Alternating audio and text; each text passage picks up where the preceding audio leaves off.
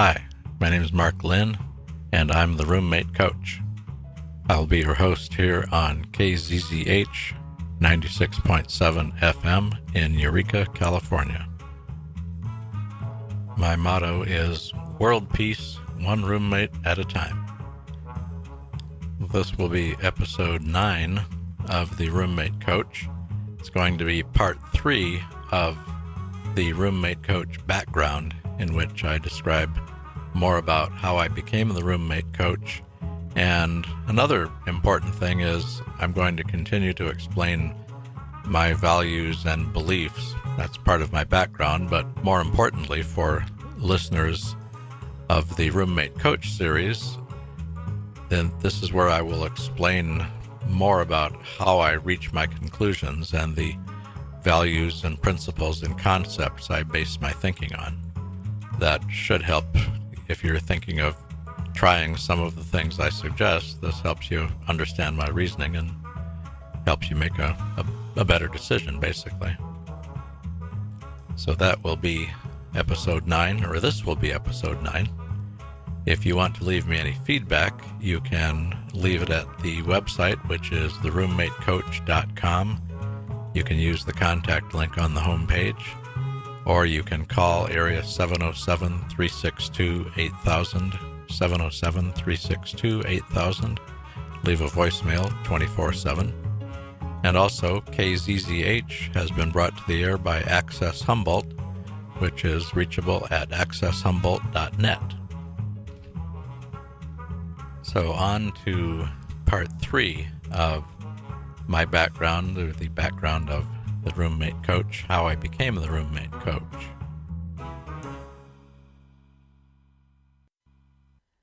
A forerunner to my calling myself the Roommate Coach is a term that I had been called in my younger days when I began to realize I really did want to change things that I thought were wrong. A friend of mine called me a crusader. He didn't say it exactly in a complimentary manner. It was more like tilting at windmills. I kind of took it as a compliment, and in fact I still do, although I think it was more meant to imply that I was somewhat impractical, which might be accurate. The gist of my background and the reason or how it connects to my Roommate Coach decision, or role, I guess you'd say, is an evolution in which I basically began to realize that conflict was, for the most part, unnecessary. It was obviously destructive, and maybe most importantly of all, I began to see a lot of it as fixable. This is where I began to part company with people such as my friend, who referred to me as a crusader. So there are all kinds of conflicts, and just in passing, how did I decide on roommates? Well, there's an interesting thing about conflicts in general, in that many of them are completely out of our control to do anything about, such as wars and everything, which has plagued humanity for thousands of years, as we all know. There are also quite a few conflicts that really aren't all that important. There are all kinds of little annoying things that happen to most of us pretty much whenever we're out in the world. You know, someone cuts you off in traffic or jumps ahead of you in line at the store or something. So, okay, most of the time we don't make a big deal out of it because they don't really matter in the overall scheme. But what about conflicts that are important and that are within our control to do something about? Well, that's precisely the definition of roommate issues. I think they are important, and as I'm attempting to demonstrate here as the Roommate Coach, I believe something can be done about them. So my story here, my part 3 of my background, is pretty much how I arrived at that position. In part 2 of this mini series about my background, where I left off was talking about influences, people and events that had influenced me, led me to my current beliefs. I was talking about Robert Heinlein, the science fiction author, and one of his quotes that I really liked, happiness is functioning the way a being is organized to function. He is also the one that got me to realize just how important facts are. One of his quotes, which I don't have committed to memory, and I haven't been able to locate it, although I can't say I've moved heaven and earth looking for it, but he talks about getting the facts. He says, avoid wishful thinking, avoid what the stars foretell. I'm paraphrasing now because I don't have it memorized. Basically, he says that facts are your only real clear guide to an unpredictable future. And this is pretty obvious, I guess. It's obvious now, but back then, in what I guess I'd refer to as my formative years, this was a really exciting concept. And so this was another step along the way to my current views. Heinlein had any number of quotes and concepts and beliefs and things that affected me. And again, I can't say that I agree wholeheartedly with everything he had to say, but I certainly took a lot of what he had to say as important and valuable. The backstory, or the wider issue here for me at the time, was this is when I was really trying to understand what it was in our world.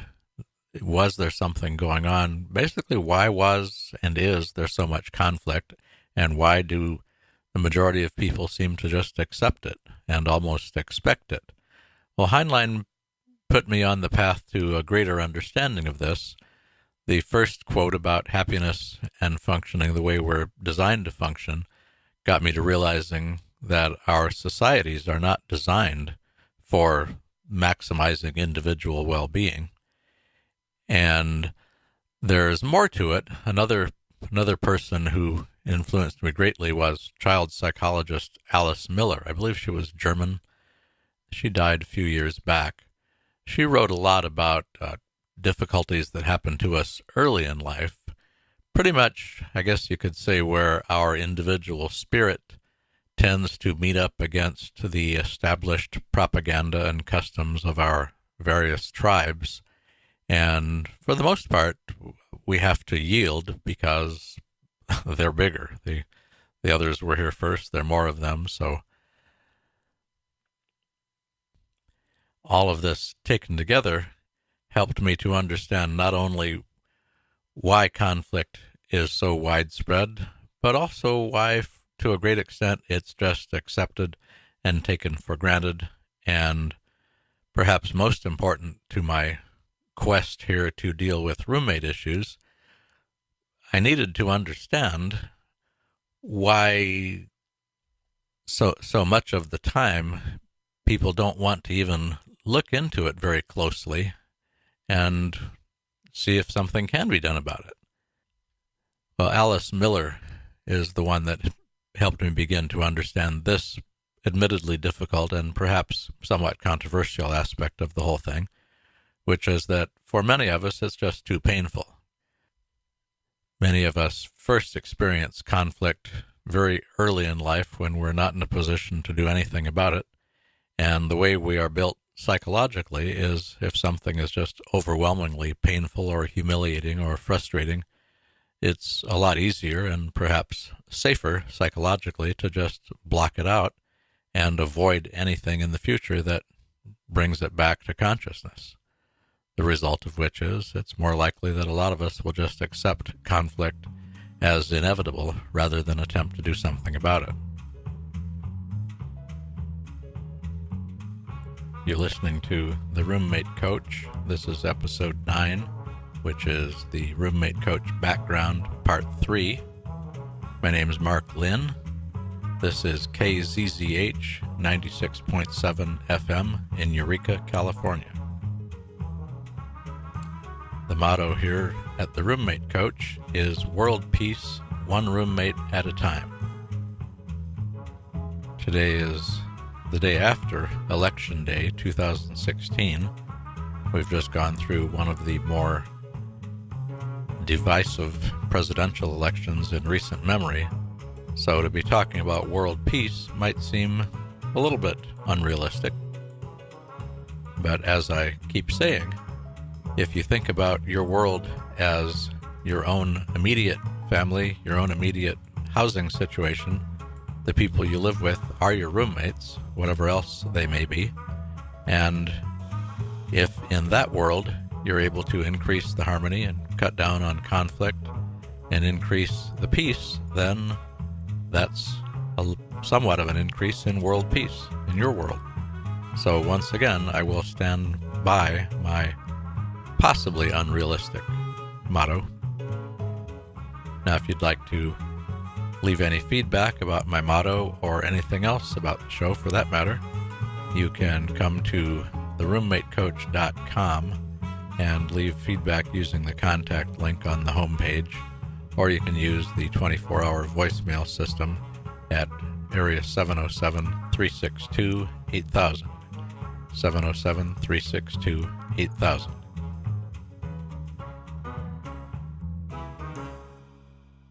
There's another really important individual that was also very significant in my development.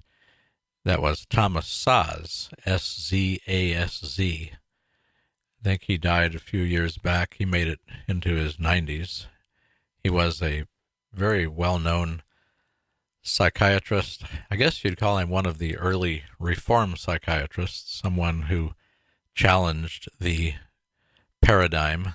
The psychiatry has been referred to by many as a means of social control as much as anything else. And Thomas Szasz probably did as much as anyone else to advance that notion and to document it, and to my way of thinking anyway, to prove it, to make it very clear.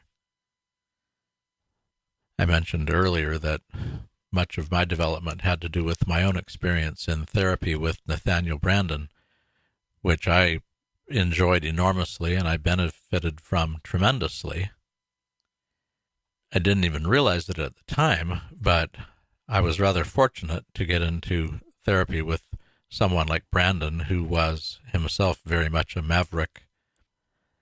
And Thomas Szasz is one who helped me understand why most people around me had so little interest in pursuing something like therapy, because much of the time it really is, once again, rather than primarily aimed at the benefit and the welfare of the individual, I believe, and Thomas Szasz is one of many who helped me see it this way, that it's more of a social thing. It's basically a way to protect society from those who are going to challenge the existing paradigm, such as the roommate coach. I've actually got a chapter in something I'm working on, in a book I'm working on. I'm calling it Giants. There was a saying I really like. I think it was Isaac Newton or someone like that, said, if I can see for miles, it's because I've stood on the shoulders of giants. And I do like to give credit to those who have helped me understand things. Thomas Szasz was definitely one of those. So I guess a quick summary of where this somewhat rambling tale of my background has brought me so far is, early in life, like so many, I experienced quite a bit of conflict with my family, not just my family, but that was the starting point. And I decided early on to do something about it. I began to realize that conflict had affected me personally, internally, as well as the external world, and to really effectively deal with it and to basically lead a happy and productive life, which is the goal, and I would like to think it's the goal for everybody, although I guess that's somewhat of an open question as well, that you really need to address both the internal and the external. As I spent my time in therapy and related activities that helped me to understand and clarify and at least begin to do something about some of my internal issues.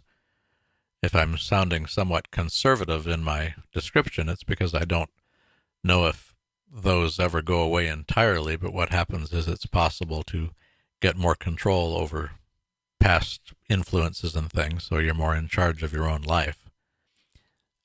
So I began to turn my attention to the outside world, and what I began to realize were the ongoing effects of all the conflict, the coercion, and not only the effects, but to me, the rather puzzling observation that for the most part, they seem to be just accepted by people around me. Most people didn't seem interested in challenging or trying to do something about them.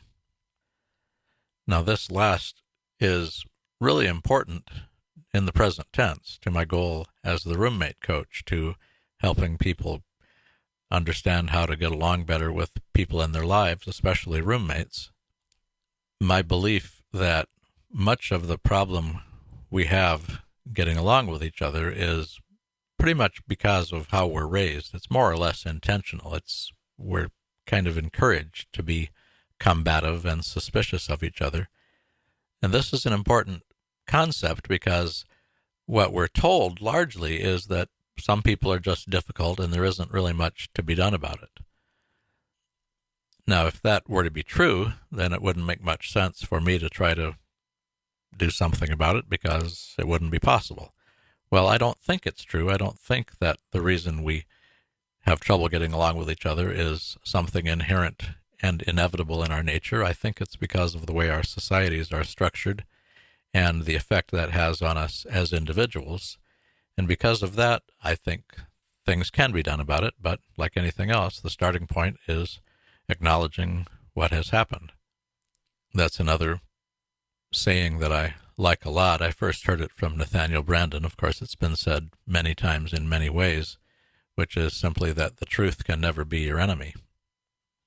It can scare you, it can anger you, it can be painful in a lot of different ways, but it can't be your enemy because the truth is far and away the most reliable guide to our decisions and our actions.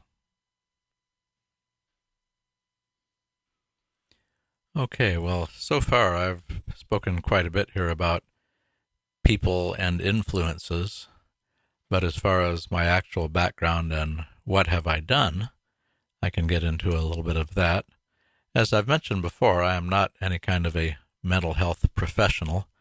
My beliefs and ideas are completely a result of my own, I guess you'd say, independent experience and independent research for that matter. But I have no academic background, so take everything as information and entertainment purposes only, of course. I do have a degree in marketing, and as a result of that, my early work experience, I spent about 10 years in the corporate world doing various sales and marketing related things, including a stint several years of more or less sales engineering. But the particulars don't really matter all that much for my purposes here. The main thing is I began to realize in the corporate world that once again, it was mostly just conflict. And for me, the short story is after about 10 years, I couldn't stand it any longer. And I got out, I took a short sabbatical and wound up getting into computers. Right around the time the IBM PC was introduced was when I made my big career move.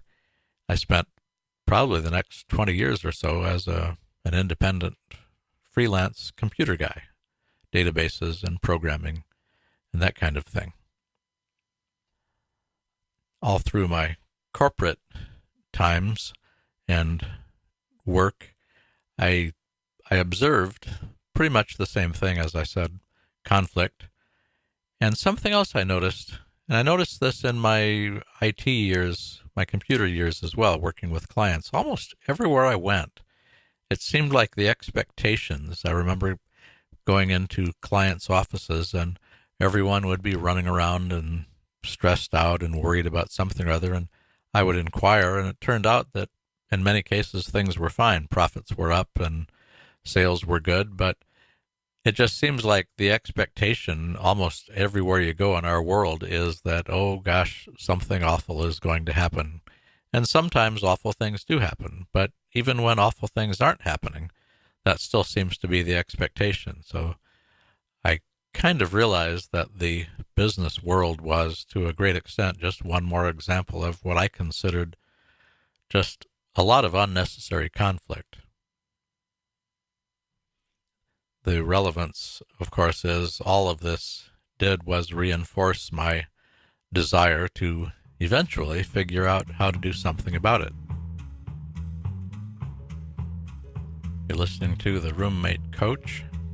I'm Mark Lynn.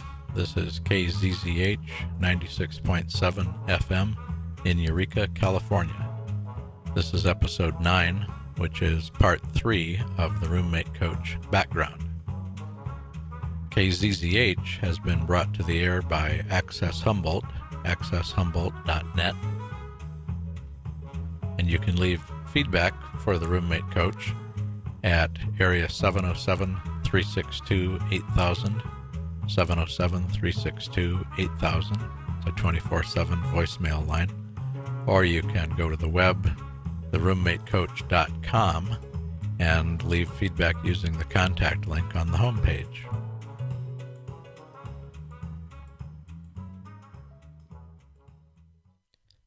One way to summarize my life so far as it pertains to my roommate coach endeavors is to say that I've spent I started to say most of my adult life, but probably most of my life, trying to understand conflict and problems between people, such as, but not limited to, problems between roommates. And one principle I've come up with is the realization that even though our societies largely run on the idea of dominate and submit, someone making decisions and others carrying out those decisions, basically controlling or being controlled, the reality is that by nature of what and who we are, we need to function as independent, autonomous beings. So the disconnect between those two is responsible for an awful lot of the trouble we have. Now, as far as why this is important, since obviously no one can change it, I mean, my motto about world peace notwithstanding, I think we all know the fundamentals of the human race are not going to change anytime soon. But there is a much more important aspect to the whole thing.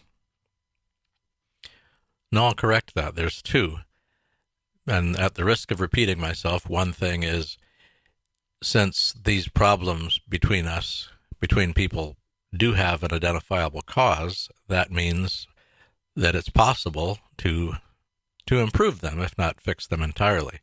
The other important thing, really important about understanding the relevance of dominate and submit and coercion and basically trying to control each other, is that if you agree that this is a big part of the problem between people, then that's a real good example of something to do your darndest to avoid doing in your own life, and to do your best to keep others from doing it to you. So it's not just a global macro type thing, it's also a micro thing that can, and I would argue should, pertain in your individual life.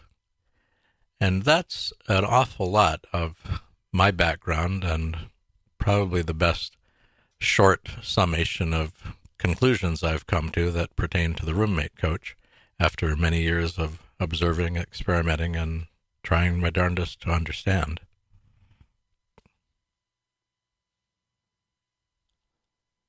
So that's a pretty good summation of my background. And now what I'd like to do to finish up this episode is give a brief summary of my values and the principles that I believe that I base my reasoning on for the various things I discuss and suggest as the roommate coach. Many of these come from the people I refer to earlier in the episode and the other background episodes, the people I refer to as giants, as well as my own experiences, some of which is documented in more detail on my website, theroommatecoach.com. But for now, just a quick summary type list. Number one on the list is that coercion is wrong. Somebody told me many years ago that the one evil thing in the world that all other evil flows from is coercion. And I have yet to find an exception to that. I know plenty of people disagree, but that's okay. That's the world we live in. We all have our opinions. But I think coercion is wrong. As I said a minute ago, dominate, submit does not work and can't work long term. For proof of that, I would offer the last several thousand years of recorded history and probably quite a few million years before that. Number two, I would say relationships among equals are the only valid kind. This is an important goal to keep in mind for roommates, is that anything that detracts from the equality, if someone tries to set themselves up as in charge so that the other roommate or roommates are somehow subservient, well then those are not equal relationships anymore, and I don't think they're valid, and I think they're pretty much doomed to either failure or at least ongoing trouble. Number three on my short list here is much of what goes wrong between people has more to do with obsolete responses than anything else. Unfortunately, much of the time, these conflicts become present tense. This is in line with things I've been saying pretty much throughout the various shows, is that our earlier experiences in many cases set us up for trouble. And one of the many problems with the approach to settling differences is that these obsolete problems from the past become present tense problems. It also goes along with my comment, and I think the last show or the one before that much of the time the things that happen between people really are not personal, at least not at first, and unfortunately they become personal. Okay, next on the list is number 4. There is never any justification for intentionally mistreating someone or for allowing yourself to be mistreated. And I would say there are no exceptions to that. And I think that one's pretty much self-explanatory. So I'll leave it at that and go on to number 5. Number 5 is you are 100% responsible for what you do and 0% responsible for what others do. The only person whose behavior you have the ability or the right to change is your own.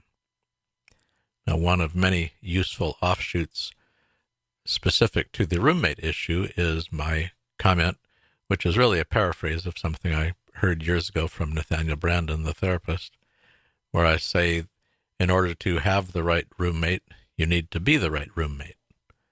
And the beauty of that approach is the only behavior you need to do anything about is your own.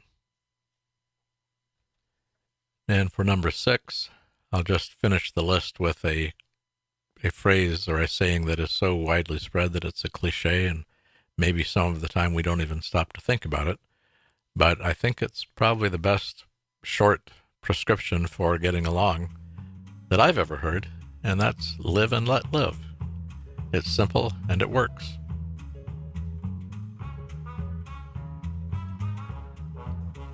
Okay, so that's my list, and this has been episode 9, the part 3 of the Roommate Coach background.